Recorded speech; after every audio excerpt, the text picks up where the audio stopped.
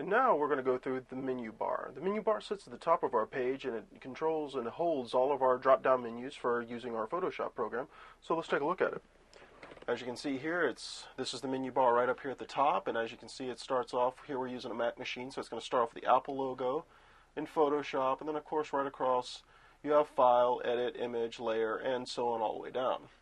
Now you can grab here and click, and as you click on it, it'll give you the drop-down window, and it'll have all the options in which to, if what you want to do, new file, open file, browse file, whatever. What's really cool is right here next to the options, it has the little hotkey or shortcut key, which is very useful because you want to use these to help increase your workflow as much as possible.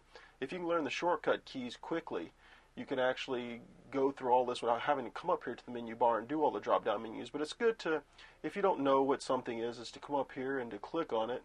And of course it will give you the shortcut key, and if it doesn't have one, you can actually create one for it. But here we are, and as you can see, whenever you have a drop-down window with a little arrow here, it comes over and it has more options under that version. So under Layer New, we actually have, different layer versions and whatnot. So, it's great because everything you need is located right up here in your menu bar, and it's very simple to use, and anything that you need will be up here.